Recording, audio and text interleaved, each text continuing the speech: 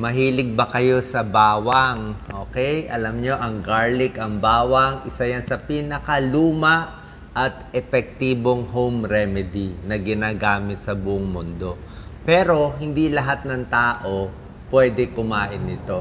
Okay? So, bilang internist, cardiologist, bibigay ko sa inyo yung benepisyo at side effects. Sino pwede kumain, sino hindi pwede kumain, at gaano karami pwede kainin. Okay? Sa mga may high blood, mataas cholesterol, panoorin nyo to. So, bukod sa bawang, ang isang pinagtatalunan pa, mas maganda ba hilaw na bawang? O yung sunog o yung luto, ano ba maganda? Yan. Tingnan nyo, pag raw garlic, pwede rin naman kainin ng raw garlic, ayan o, fresh, nilalagay sa mga salad. Diba? Minsan sa luto, lightly cook lang sa mga salad dressing, sa mga sausawan sa suka, di ba? Pag nagsasawsaw tayo, minsan sa lumpia, hilaw na bawang. Ang problema lang, pag hilaw, matapang, very pungent yung amoy, pero mas malakas yung benefits niya kung hilaw.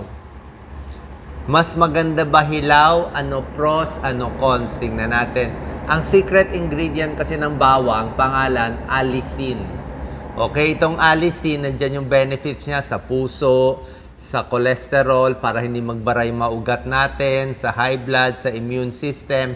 Kaya lang, pag niluto mo na, pinirito mo na, lalo na sa mani, di ba, may toasted garlic, nawawala na itong allicin. Konti na lang natitira. So, kung gusto natin makuha yung benefits ng improved immunity, support heart health sa high blood, minsan sa blood sugar, may konting pag-aaral din. So, kung gusto natin ng benefits, mas maganda sana kung hilaw. Kaya lang, maraming side effect kung hilaw. So, tingnan natin, titimbangin natin yung pros and cons.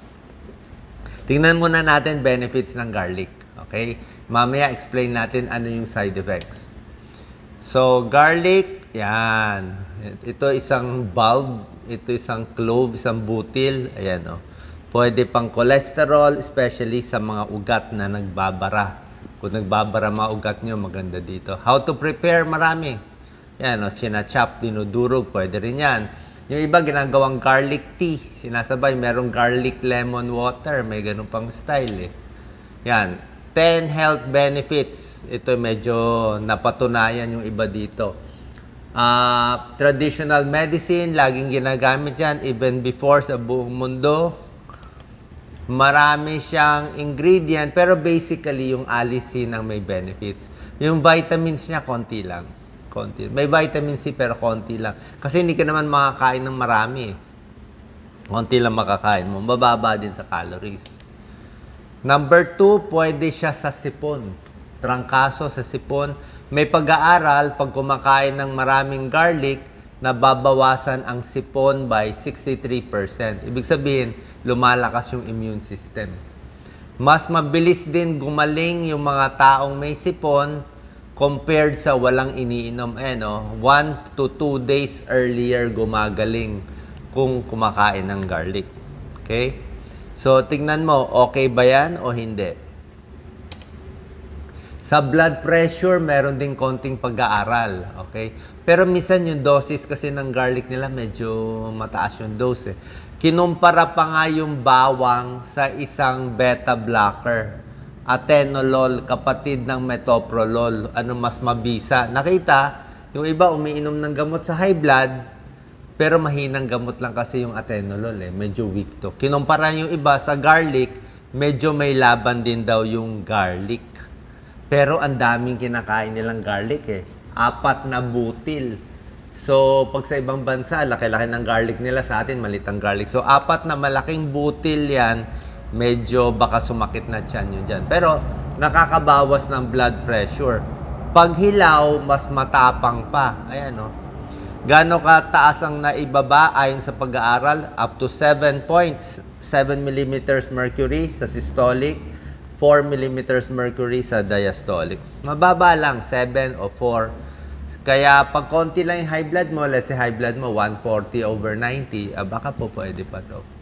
Pero kung mas mataas pa, kailangan mo gamot na. Pampababa ng cholesterol, pwede rin. Nakita nila, yung mataas ang bad cholesterol, bumababa ng 10 to 15% pag kumakain ng maraming bawang. Meron ding mga garlic supplement, meron din bawang. Sa high levels of cholesterol, yan, possible din. Heart disease, sakit sa puso, yan, yung mga nagbabaray, mga ugat sa puso, sa kidney, sa paa, ayan, may tulong din siya. Kasi nga, nabababa yung blood pressure, nababawasan yung bad cholesterol. Alzheimer's disease, tingnan natin. Yan, may tulong din konti. Antioxidant din kasi siya. Siyempre, pag maganda yung blood flow, maganda rin blood flow sa utak. Less dementia, less Alzheimer, less ulyanin. Pero hindi pa ganun kalalaki yung pag-aaral. Sa diabetes, not sure. Okay? May iba parang may tulong, may iba parang walang tulong. Diba? Pero hindi siya nakakasama. Hindi siya nakakasama sa diabetes. Pwede makatulong, pero konti lang. So, pag may diabetes, kailangan nyo pa rin yung regular na gamot ninyo. Kahit sa high blood naman, kailangan nyo pa rin yung gamot nyo. Nakakatulong na siya bumaba ng 7 points at 4 points sa ibabang numero ng high blood. Yung iba ginagamit ng athlete. Dati, ginagamit ito ng mga atletas nung mga 2,000 years ago sa Greece. Habang bago tumakbo, kumakain sila ng bawang. Nakita nila, mas maganda yung performance ng puso. Ayan, pag meron silang garlic, tumatakbo, nagbabicycle, mukhang may tulong. Mas hindi napapagod. Meron din siya panlaban sa toxin. Ito, yung na-expose sa lead, yung mga lead exposure, itong mga masasamang toxin, kung ang trabaho mo sa mga baterya, sa kotse, expose ka sa chemical, pwede siya makatulong. Ayan, katulong din siya. So, pag lahat to, baka makatulong to sa'yo. Okay? Meron pa ibang sakit na hindi pa tiyak, pero pinag-aaralan. Baka may benefit. Fatty liver. Yan. May konting pag-aaral na pinag-aaralan, baka makatulong sa fatty liver. Yan ang mga next na pinag-aaralan. Sa regla, masakit ang puson. Yan, nababawasan sakit sa puson. Gum infection, may gingivitis, makain ng bawang, minumumog, possible nakakatulong. Okay? Kung meron siyang panlaban sa mga infection. Pero ang problema nga, di ba sinabi ko, maganda garlic, pag hilaw maganda, kaya lang marami siyang serious side effect. At mas matindi ang side effect kung hilaw. Di ba? Ano ang side effect kung hilaw? First, mas bad breath and body odor. Okay lang naman kung bad breath, di ba? Minsan nag-allergy, pwede rin. Pero ang mas delikado, itong mga pagdurugo. Okay? Kasi nakakalabnaw siya ng dugo konti. Nakakaluwag ng mga ugat, pwede kang magdugo. So, kung may aspirin ka na, meron ka ng gamot na pampalabnaw, di ba? Tapos, kumain ka pa nito, pwede mag-ulcer, pwede magdugo sa tiyan, sa ibang parts. Pwede mag-heartburn, sumakit ang sikmura. Sa buntis at sa bata, hindi rin pwede sobra dami. Pwede lang konti sa 2 butil, walang problema. Pag yung bawang pinapahid, minsan nakakasunog ng balat. Pero minsan nakakagaling din. Pero pa na sobra na yan. So yan ang mga binabantayan. So pag buntis or sa mga bata, konti lang ang binibigay. Hindi rin pwede sobra dami. Pag ooperahan, may pagdurugo sa katawan for surgery, bawal yung aspirin, bawal din yung bawang. Kasi nga effective siya. Nakakalabnaw din siya ng dugo. So yan ang mga warning natin. Sa balat, pwede magdugo, mga ooperahan, ayan pati yung blood pressure mo, pwede bumaba. So ipapaalam nyo sa doktor nyo pag kumakain kayo ng maraming bawang. Maraming luto. Okay, ito medyo hilaw nga luto dito di ba? Ito, half cook di ba, Doc Lisa? Half cook lang yan So, medyo raw na yan. Pero masarap yung garlic. Di ba? So, ang recommended natin do sa mga studies, yung iba ito yung isang buong garlic head. Hindi ko naman sinabi ganyang karami, sobra dami. Ito yung isang butil. 'Di ba? Depende sa laki ng bawang.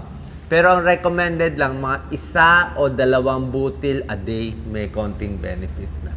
1 to 2 garlic clove, ganun lang karami. Yung iba hanggang 4 na butil, depende sa luto di ba? Pero tulad ng sinabi ko, pag masakit ang tiyan mo, kung concern ka, so okay ba hilaw?